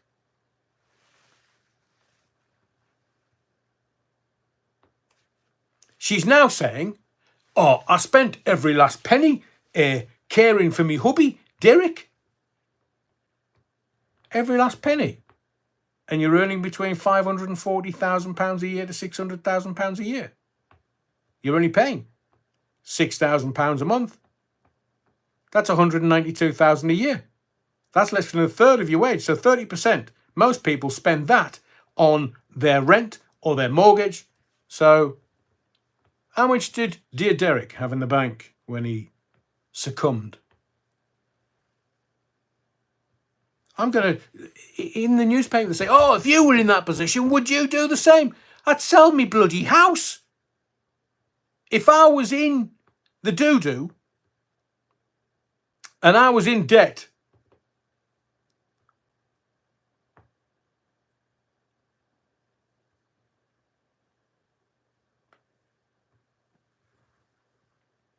so this is 2 jobs, Kate, not 2 cocks, Kate. That's the Windsors, according to the Windsors endgame. This is 2 jobs, Kate. Good morning, Britain. She'll get highly paid for that. And then Smooth. Again, she'll get highly paid for that. This is not your average job earning 18 grand a year. Oh, it's 2024. Make it 36. No, it's 10 times, 20 times that. For what? Pop and prattle on the radio. Looking nice on the telly. This is mitigating risk management. Would you do the same? I've told you. No. I'd grieve first. Then I would work without thanks to highlight carers and not make it about me. And when the documentary, and I watched it so you don't have to, when the documentary aired, she was, oh, I'm in debt. I'm in debt. Now, if I was in debt to however much Kate Griftaway was in debt, I'd know down to the last penny. But it's like somewhere between 500 grand and somewhere between 800 grand. So there's a 300 grand disparity that you're not aware of. Get your manager to look at it. Yes. It's Easter. And what happens? So today's Easter Sunday. I know you are quite aware of that. And the clocks went forward last night. Maybe that's why I'm a bit grumpy. Because I've had an hour's less. Oh, you tarts. So Kate Griftaway reflects on Easter. Oh, it's the first Easter without my hubby Derek. How much more is she going to wring out of that poor man's death? Just pack it in, man. Leave us alone. Go away and grieve, and then heal, and then come back. And you know, God willing, you can have another 20, 30, 40, possibly 50 years left enjoying this privilege called life. Because as I've said to you before, we are merely a fractal of the ineffable experiencing itself as consciousness. I'll leave it with you. So Kate went on to explain that she and her children will go on a long drive to deliver Easter eggs to friends. And she's 800 grand in the hole. Not that hole, in the hole. How can you afford these Easter eggs? Or did you black some freebies? Stop it, man. Stop it. But she is relentless. And I look at this and I think, how can you do this? You're actually disrespecting your husband's name by using it to wring out any further emotion from viewers and people in the daily newspapers. Is there a gender here, like the Swifties? Why would she continue to do this? Relentless. Please stop. You're utterly shameless. We're getting it now. We understand. And if you are in pain, and I wish you the best and well, but if Kate Garraway is in pain, please go away, grieve and heal. And if you've managed to do some grieving, because, you know, it was a difficult couple of years with Derek, then please just heal. Take some time away. I'm going to give Easter eggs away to me friends. What? People that soon enough will have type 2 diabetes. I want to talk about a rite of passage, because I was a bit mad in my youth, bit mad. And all these poor kids that are having to go to university just to end up with 40, 50, 60,000 pounds in debt. That's not benefiting from education. That's having a ball and chain round your ankle for the rest of your life. Now, I get that you have to earn so much before you start paying it back. I get all that. But my rite of passage was an apprenticeship. I was a motor mechanic, motor vehicle engineer, if you wish, in my first 3 years in work. I bloody hated it. But it was an apprenticeship. And as my mum said to me, oh, you can go back to it any time you want. What, my age now? Go and working on cars and lorries and plant. Oh, right, Mum. But thanks to Tony Blair persuading the masses that sending their kids to university would give them a better future, like a cheesy salesman, we have lost a valuable resource, apprenticeships. Now, a lot of the kids are struggling with uni. They're struggling with a lot of who they are. Where's all this ADHD come from? Where? I know. I'm asking you. Why did Tony Blair take young Leo over to France so he didn't have to take the MMR vaccine in a wanna?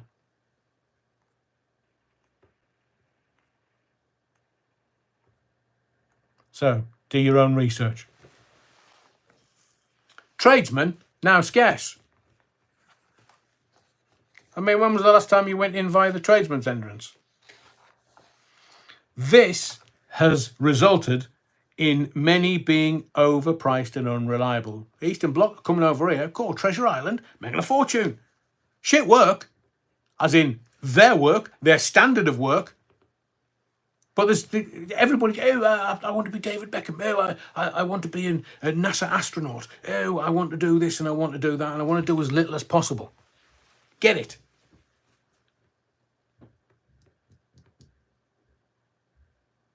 Now, apprenticeships are not for everyone. Did mine, completed mine. I think I've still got my papers somewhere, my indentured papers. But the shortage of people doing apprenticeships has created a high demand. Apprenticeships were always the lifeblood. Now, you know this, I come from Sunderland.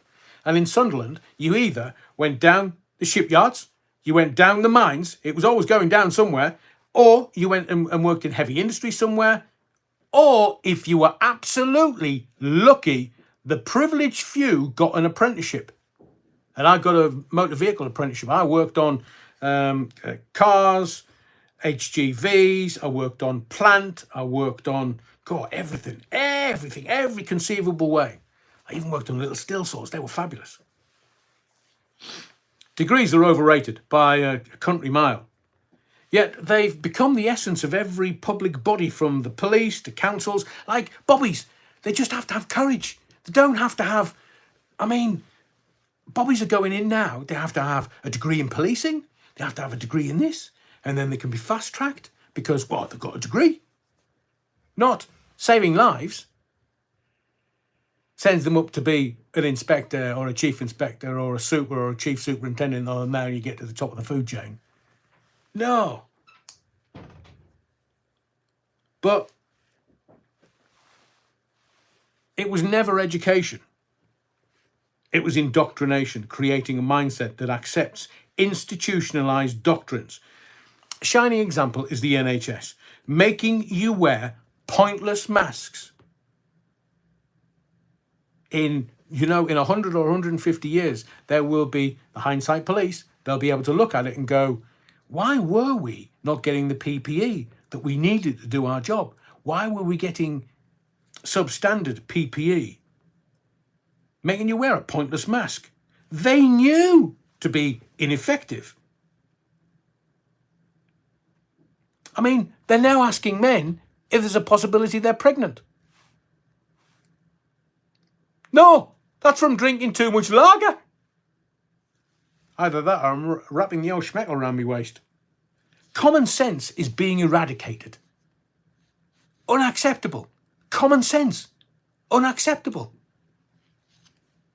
I'll tell you, it was sort of a rite of passage for me and my apprenticeship. So I go in at 16, so the apprentice above me gives me a kicking and all kinds of shenanigans, but the apprentice above him, third year, gave the second year the kicking, who gave the first year, me, the kicking.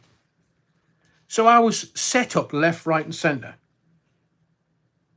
And I don't know whether you have heard of Swarfega. I don't know whether you've heard of Red Hermitite. But in the public works department in Sunderland that I worked in and had my apprenticeship, they were brutal. Funny, but brutal. There were blacksmiths next door. You ever work with a blacksmith?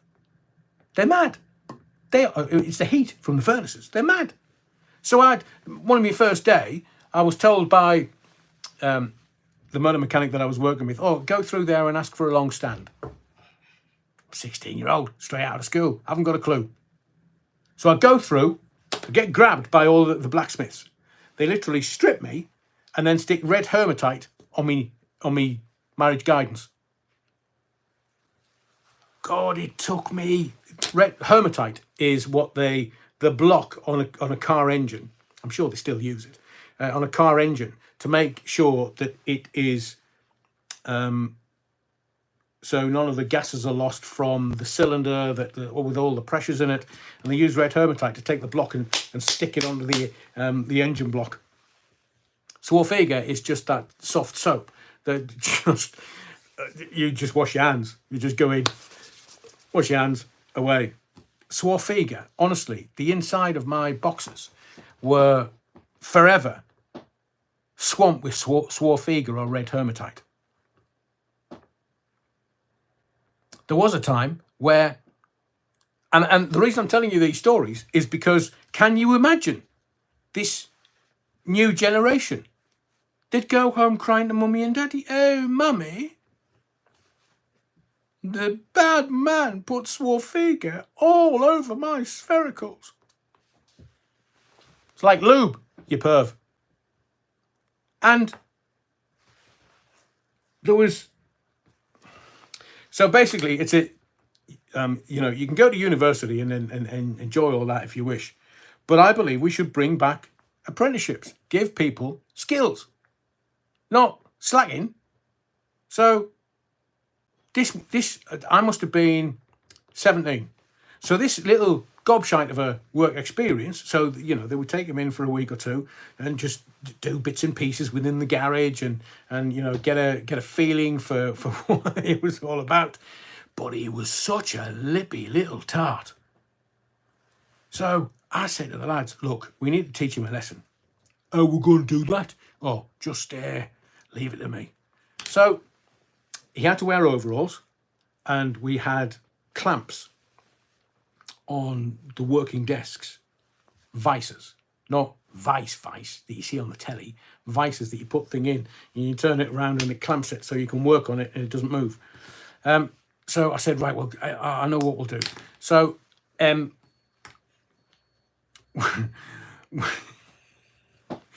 so this kid went, here, come here, I need you to do something. So we grabbed him and we crossed his arms above his head and then trapped the cuff of his overalls into one of the vices. And we got his legs, crossed his legs, and put the other leg in the vice. And I said to him, right, you gobby little shite, we've had enough of you. You think you know what you're doing, don't you? Let me teach you a lesson. I put love bites all the way around his neck. I did. Now, I could be completely making this story up. So the love bites were around his neck. Next day, mother comes in with son. This is disgusting. How did this happen? So the foreman dragged me into the office and went, oi, Alan, it's you, isn't it? I said, no, I've not done that. And my foreman said, but he was crying. Well, he learned his lesson, didn't he? I don't know what you're talking about, boss.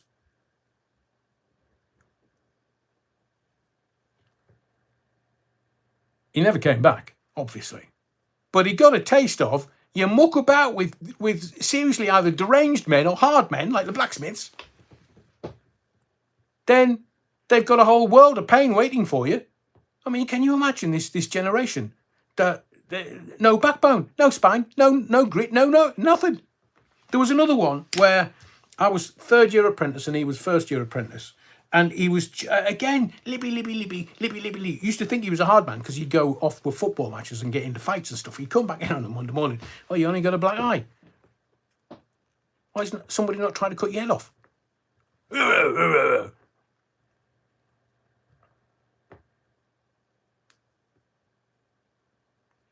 Who's that?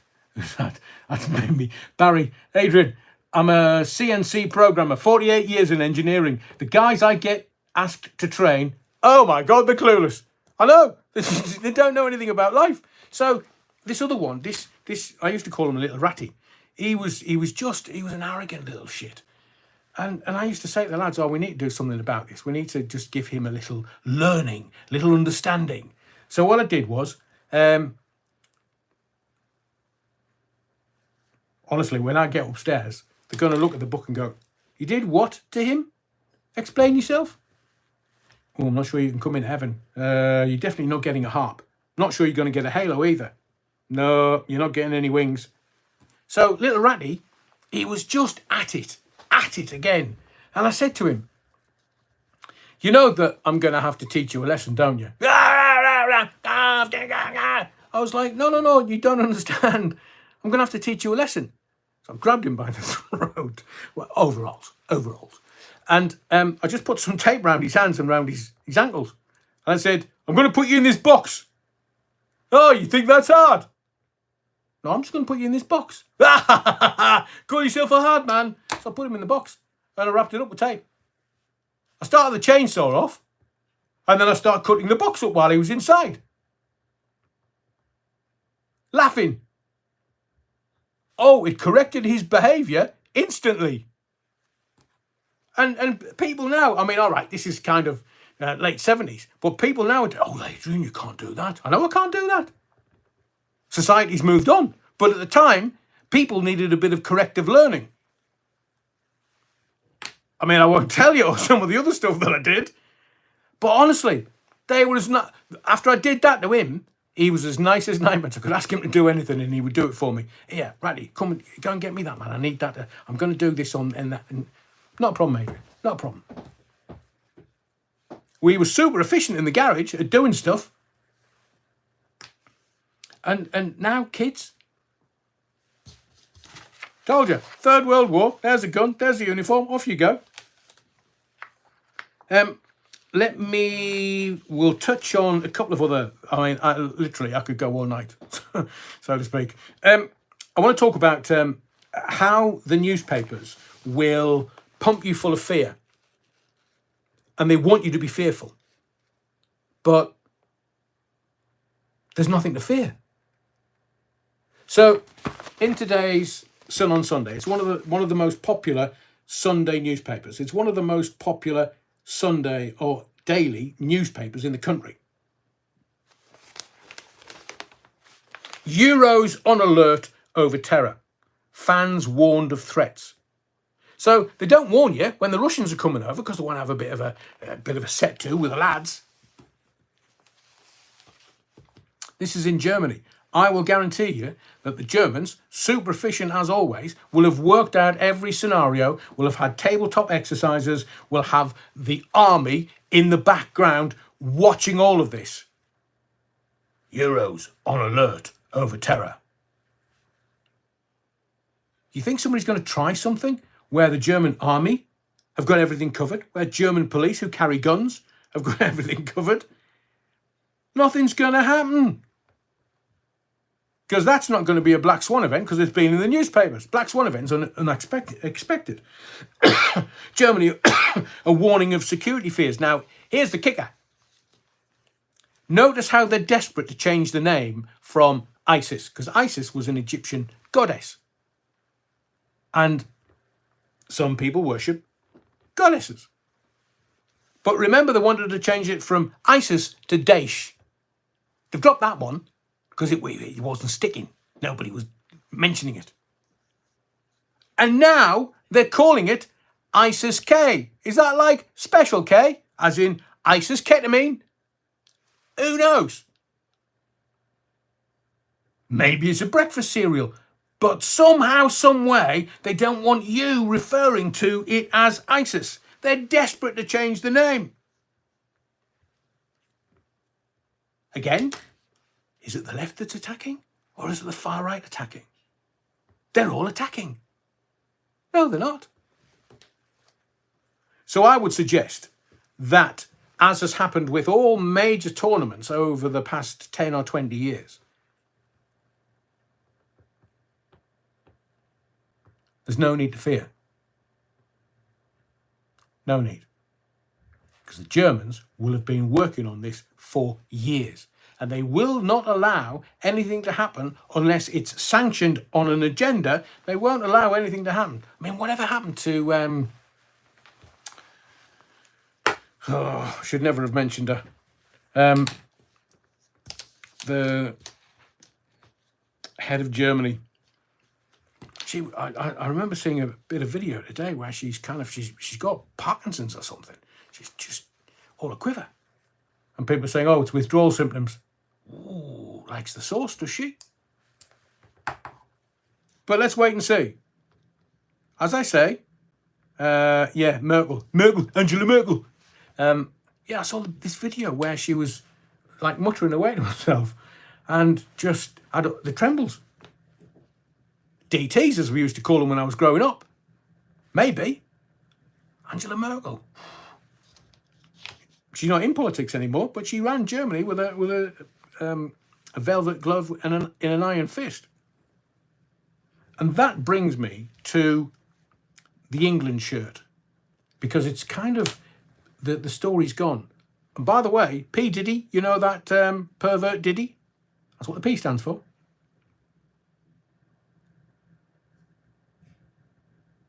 That story is going to be squashed. That story is going to disappear. Do you want to know why? Because Barack Obama's been named in the case, in the court papers. Prince Harry has been named in the court papers. Soon as they're never going to allow that. Never. But the reason why I'm mentioning it is just watch the story be squashed. Just watch it.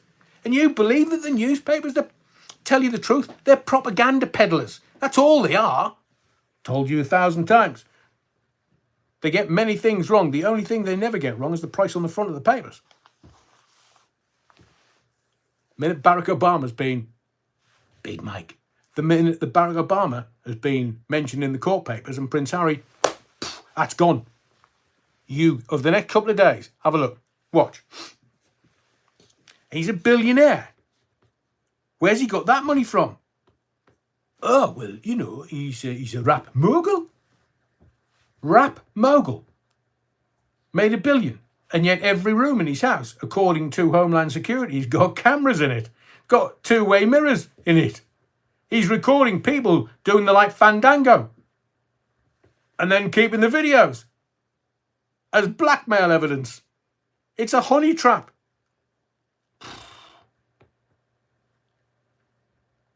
What, P-Diddy's clothing line is going to make him $1 billion?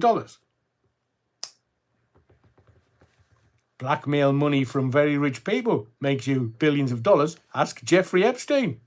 Have you noticed how those names never came out? Beginning of January. Oh, we're going to get the names. We're going to get Epstein's names. Everybody that visited the island. Oh, had a way, man. They're teasing you. Obama lives... Oh, yeah. Climate change. Worrying about the sea level. Not worrying about P-Diddy. So, I wanted to mention the England shirt. That's why I talked about Germany. The England shirt. There's no cross of St. George on the England shirt until 2026. Oh, why is that, Adrian? Because somebody called Singh in the FA did a deal for 2 years. Nobody at the very top got to sign it off. Nobody at the very top got to see what was going on. Somebody somewhere did a deal. Oh, how much money did they make?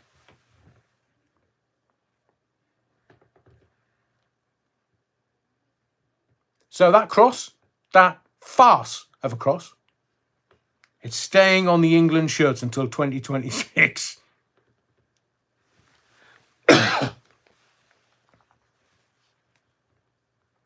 And Labour MPs want to get rid of the Union flag from their campaign leaflets in certain areas. What? They want to get the Union flag, not the Union Jack. It is only a Union Jack when it's flown on the jackstaff of a ship, at a boat. So they've defaced our St. George flag, the cross of St. George. The deal's been done for 2 years, so the FA have swept it under the carpet. Why? Because they don't want you kicking off. Just don't buy the gear. Just don't buy it. 2 years, Nike. Oh, it's gone in the back of the shirt. And there's the Labour MPs who want to get rid of the Union flag from campaign leaflets. Starmer may claim he's patriotic because, you know, whichever way the wind's blowing, that's the way he's going to decide he's going to go. But according to The Guardian, his view is not shared by his party, as a number of his MPs have raised concerns at electoral leaflets carrying the Union flag being a problem for ethnic voters and activists. Concern was raised at the party's Black, Asian and Minority Ethnic BAME recent meeting. Somebody complained that there were too many Union flags, and somebody else said activists wouldn't handle the leaflets. What flag would they prefer? Palestinian flag, I guess? Right on, brother. Right on, comrade. Let's join the Chinese Communist Party. Keir Starmer will lead the revolt. Look, this is a sceptred isle. We have a royal family. Some people like them, some people don't. Whatever floats your boat. But don't mess with our heritage. Don't mess. Honestly, we're proper good fighters. Don't mess with us. You come and live here and then say, I don't want to touch the Union flag in campaign leaflets for Labour? Yeah. To use the words of that great Chinese philosopher, Foxtrot Oscar, man.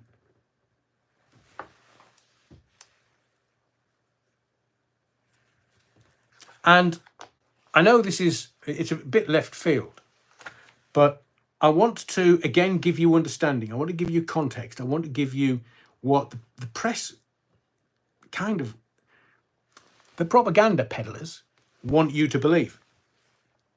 Madeleine McCann. We all know the story. We all know, because of the reportage, what went on.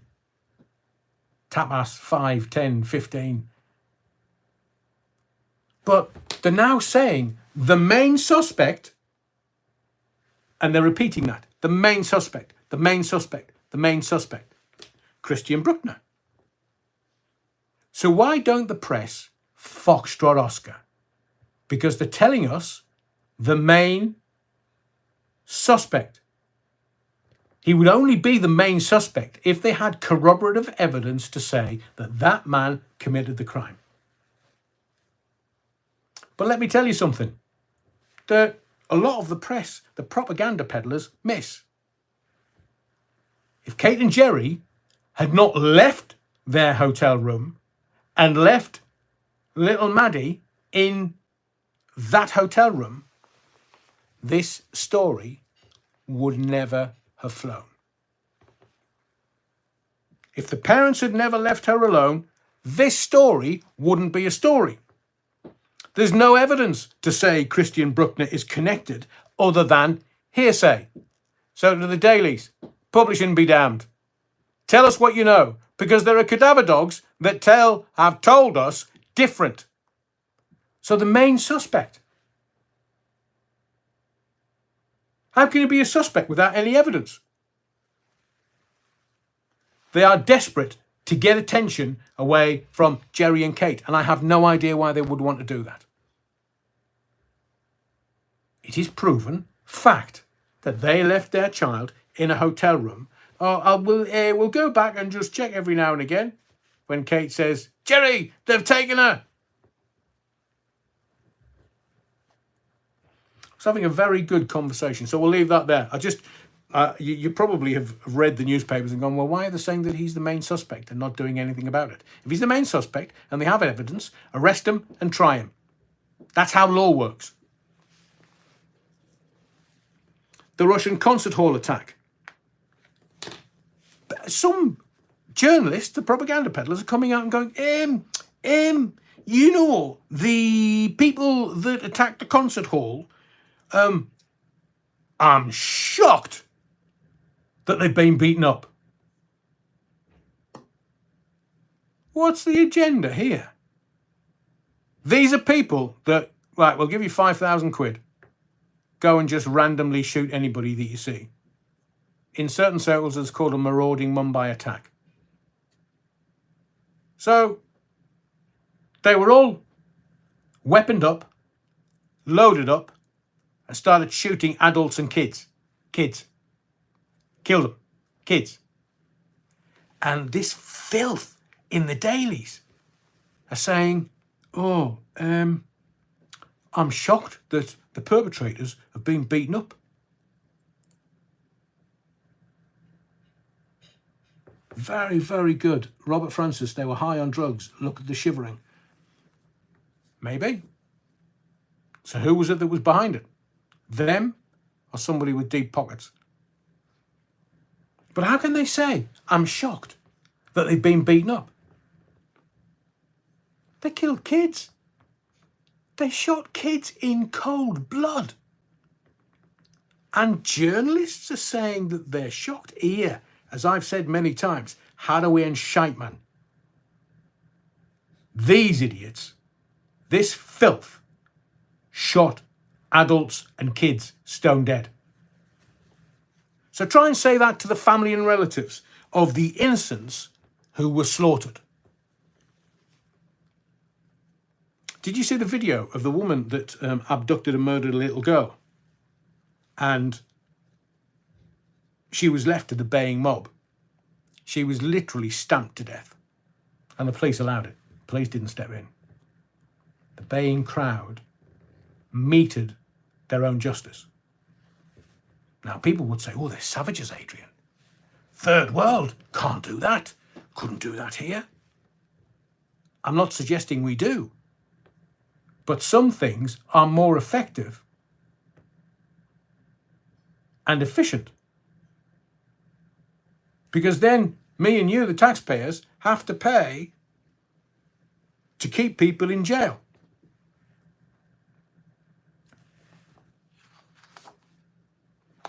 Last thing, because I literally could go on for more and more and more hours, and I've been doing nearly 2 hours when I didn't do any prep. If you look at the newspapers, and I do believe that as a collective, we need to have an adult conversation around the propaganda that's being peddled. Week come Monday, week tomorrow, we've got all this stuff kicking off in Scotland. And I have so many trusted friends in Scotland. I loved my 10 years living there every single day. Loved it, loved it, loved it. The people are wonderful.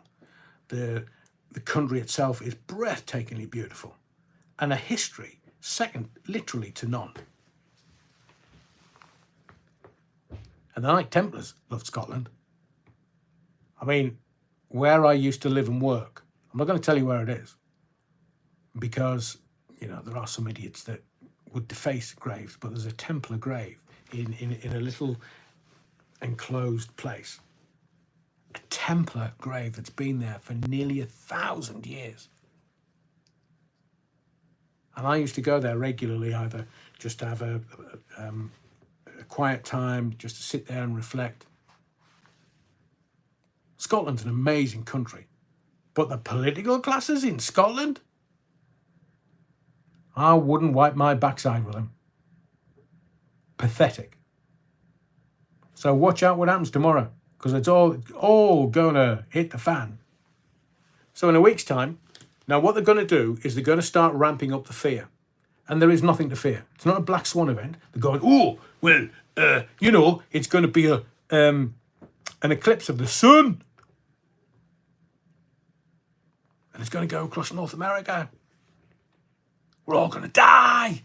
We're all going to be full of fear. You should be fearful. You should be fearful. We're all going to die. It's like a Y2K bug. Oh, God, the whole of society, it's just going to blow up. The whole planet is just going to blow up. They're saying that CERN, the Large Hadron Collider, oh, they're going to do a thing, and it's going to be an experiment, and, well, you should be afraid. You should be afraid. Mate, I've seen through it. I'm not afraid. I'm not scared to die. I'm an eternal being having a human experience. Why would I be scared to die? I'm not. I've had a fabulous time here. I mean, you know, I don't want to shuffle off because I've got, you know, I've got a beautiful wife and I've got a wonderful life, and, you know, I just want to continue to enjoy it. But it's the way that they present it to you. It's the message that they're giving to you. They're making or trying to make you fearful.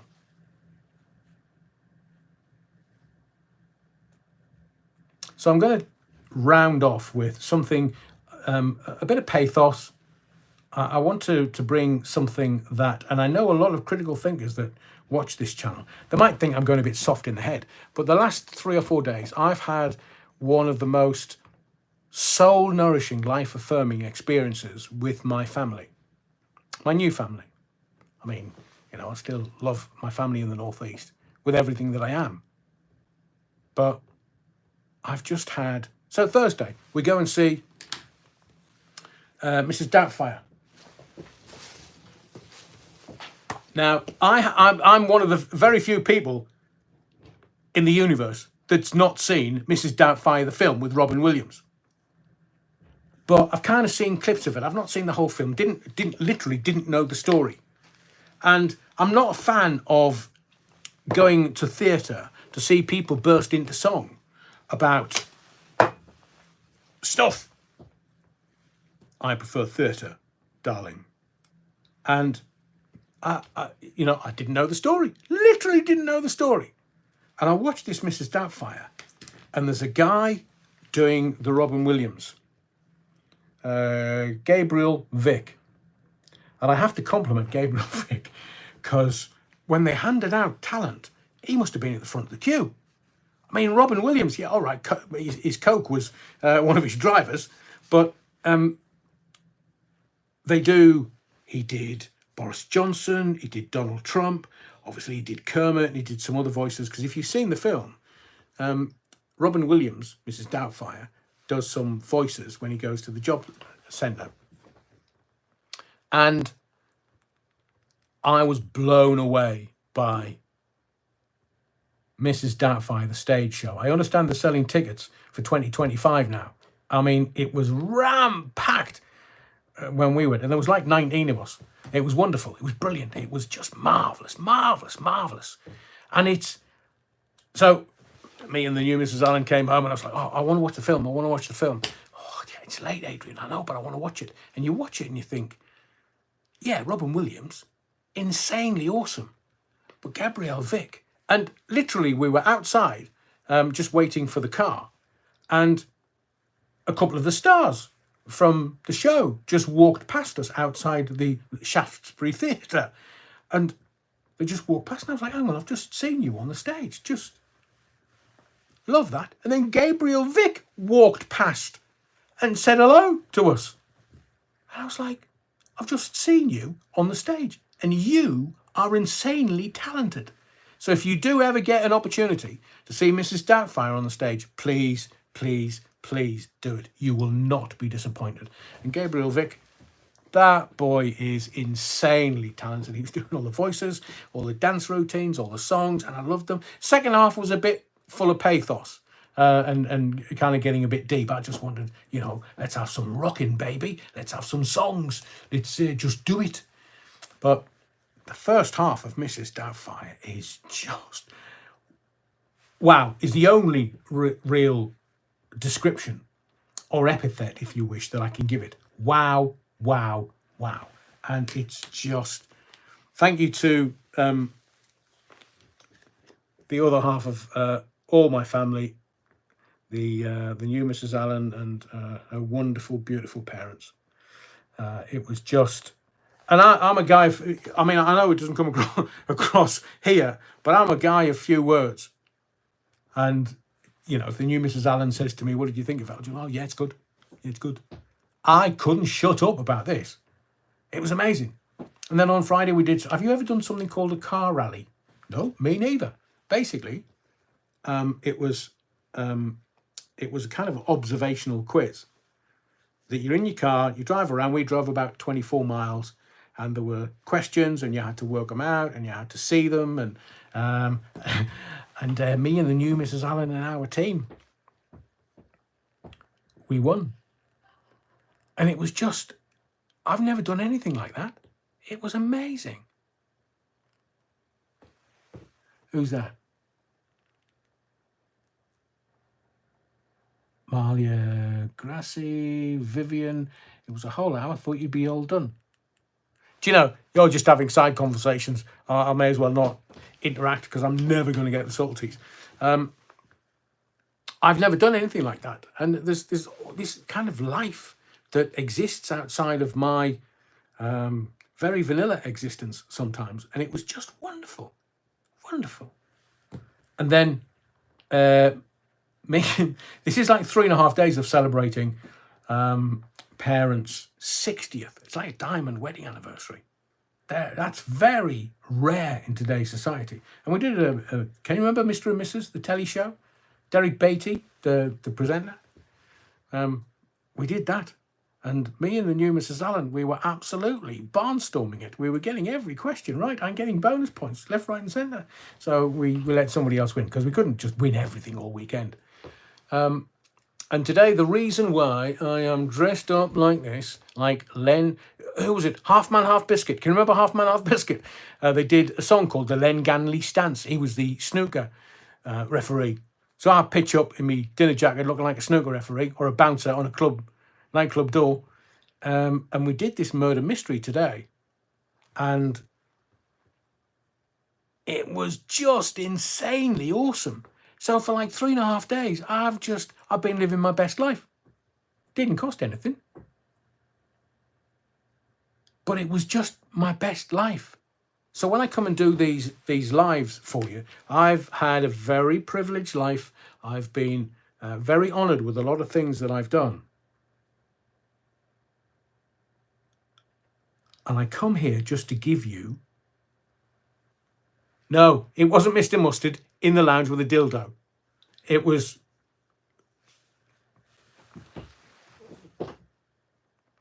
It was the new Mrs. Allen. She was a German spy in the Second World War.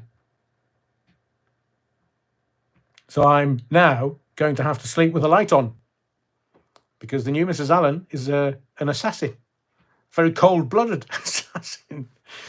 Oh, the things you find out. Too late. I'm married. So the reason why I get wound up and I come here and I just try and give you insight because there's stuff happening and there's stuff coming and I want you to be prepared mentally, emotionally and physically. I can't give you all your answers because your story and path is different to mine, but our answers are very similar. The man will always try and control you, but I want you to be free of mind and free to make the decision that's good for you, the greater good, your family's greater good, and everybody around you.